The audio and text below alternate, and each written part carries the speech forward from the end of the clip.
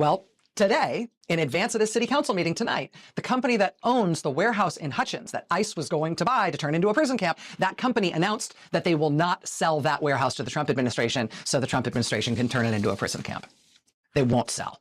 The Hutchins mayor telling the Dallas Morning News, quote, "God answered our prayers." The mayor, in a statement, thanked the company for deciding they wouldn't sell their property to ICE. He said, quote, "We look forward to working with this company to find a tenant that is a good fit for the city of Hutchins." The mayor also, in a statement to WFAA, the local ABC station, he thanked everybody in his town. He thanked everybody in Hutchins who protested and spoke out and said they wouldn't stand for this prison camp. He said, quote, "Your concerns did not go unnoticed, and your professional decorum shown during our city council meetings, as well as the protest here at City Hall, is much appreciated." Thank you for protesting me here at City Hall. I agree with you. It helps to have you protest here. Thank you. The mayor of Hutchins, Texas, kind of showing how it's done in terms of respecting the First Amendment. Local opposition, though, in Hutchins has stopped a Trump prison camp from being built in that Texas town. People who were against it, the whole town was against it, they stopped it. Same thing just happened in Kansas City, Missouri. For the past few weeks, we've been covering local opposition in Kansas City, people there protesting, turning out to local meetings, pressuring people every way they can, people saying, we will not stand for a Trump prison camp being built in Kansas City. The local press, including the Kansas City Star, showing, documenting in detail the incredible pressure being brought to bear, not just against the Trump administration, but against the local company that stood to profit from selling this Kansas City facility to the Trump administration so they could turn it into a prison camp. We had Kansas City's mayor, Quinton Lucas, here on the show talking about how he and Kansas City would do everything in their power to stop a prison camp from being built in their city. Well, now they have won that fight as well. Hutchins, Texas won. Kansas City, Missouri has just won. The local company that was going to do the sale of that facility in Kansas City decided, after all, they are not going to do it. The mayor says that is good news, and they're not letting down their guard. He credits all the local opposition for having stopped that sale. He says now it's Kansas City's job to make sure that Trump can't find anywhere else in their town to try it anywhere else. We're seeing stories like this pay off all over the country. In New Jersey, this is a low-profile story, but it's the same dynamic. New Jersey, local opposition, concerted local pressure led to a New Jersey company saying it would turn down a contract to build out vans for ICE, vans for transporting their prisoners. In Delaware, we've also just learned that a company that contracts with ICE, a company called Daedalus Aviation, they will not be taking airplane hangar space at the Wilmington Airport in Delaware. This is a company that makes their money from ICE. Local residents and Democratic lawmakers had pushed hard, saying a company like that shouldn't be allowed to do business at our airport. Now, amid that pressure, that aviation company is pulling out. This comes after Delaware activists also played a key role in pressuring Avelo Airlines to stop its deportation flights for ICE or be kicked out of the Wilmington Airport if they wouldn't. After that pressure in Delaware and around the country, that company, Avelo, has since stopped flying deportation flights for ICE. This was today in New Jersey, in Roxbury, New Jersey. Hundreds and hundreds of people standing outside in the cold along Route 10. According to local press, people lined both sides of the road for about half a mile, literally hundreds of people there today, all protesting against a planned Trump prison camp in their town of Roxbury. One local councilman from a nearby town who was among the protesters today in Roxbury, New Jersey Insider reported that he told the crowd at this protest that someday he expects his grandchildren will ask him what he did in this era to try to stop ICE from terrorizing immigrants. He told the crowd he wants to at least be able to tell his grandkids that he spoke out. This was El Paso, Texas this weekend.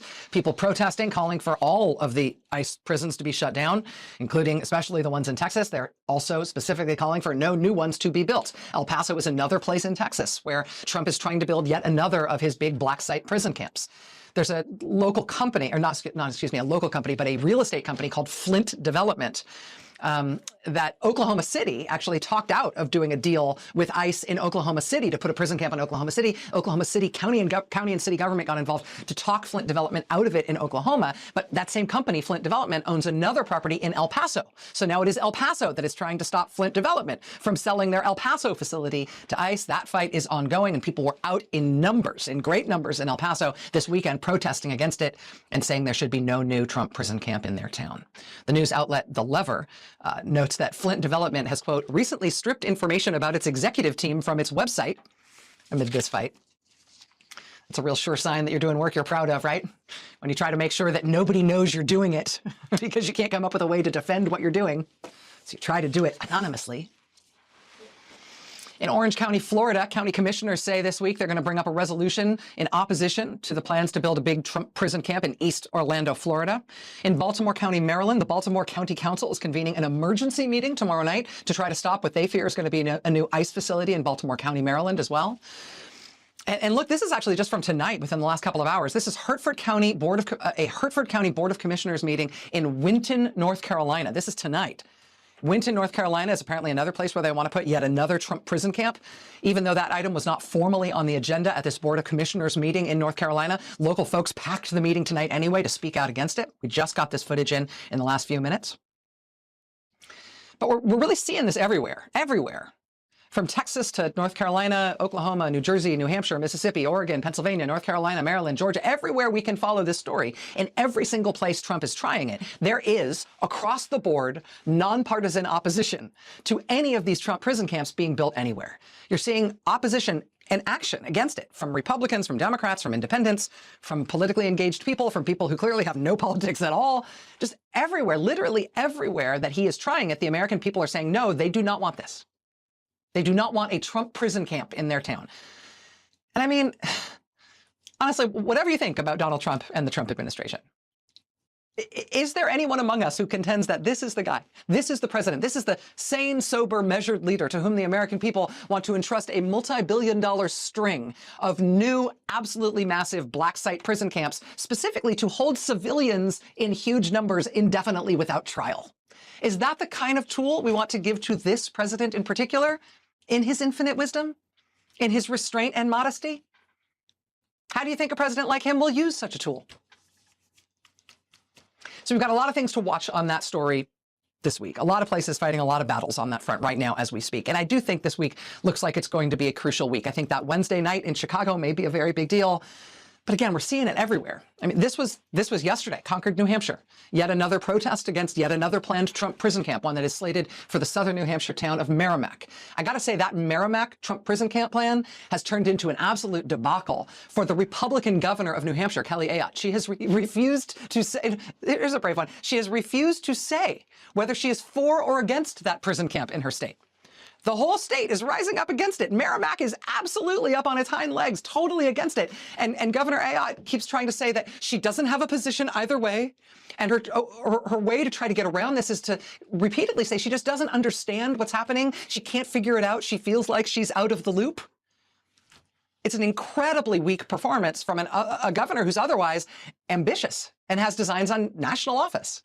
We're going to have an update in just a few minutes from New Hampshire on how Trump's effort to force one of his prison camps into southern New Hampshire is just turning into a political disaster for that otherwise ambitious Republican governor in that state. We're also going to get an update this hour from one of the journalists who's been arrested by the Trump administration, is now facing federal charges just for reporting on a protest against ICE. Georgia Fort is going to be arraigned in Minnesota. In that case tomorrow. She's going to be here live with us tonight. This was Jacksonville, Florida today. A protest to support efforts to ban Trump's federal agents from hiding their faces with masks. This was a big event in North Carolina this weekend. Protesters led by the Reverend William Barber marched 50 miles from Wilson, North Carolina to Raleigh. They arrived Saturday in Raleigh. Several thousand people, look at this, came out in Raleigh to support them. This was Batavia, New York this weekend, a march to the ICE detention facility, the immigrant prison there in Batavia, including a large and very solemn protest where they held in silence for 39 minutes to commemorate 39 people who have lost their lives in confrontation with ICE and CBP or in custody of ICE and CBP in the past year. This was Belvidere, Illinois this weekend, an anti-Trump, anti-ICE protest there. Another protest here in Mishawaka, Indiana. Another protest here in South Sioux City, Nebraska. Another protest here in Minneapolis at Jackson Square Park, where they want people to know that the immigration surge has not ended on the ground there. Another protest here in Concord, California. Another protest here in Mount Kisco, New York.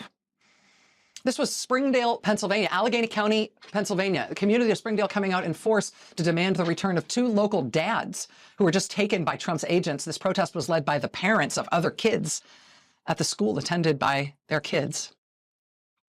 This was Grand Rapids, Michigan this weekend. It was a concert called Melt the Ice to raise money for immigrant families affected by ICE. They raised nearly $50,000 in Grand Rapids at this event. More than 1,400 people turned out.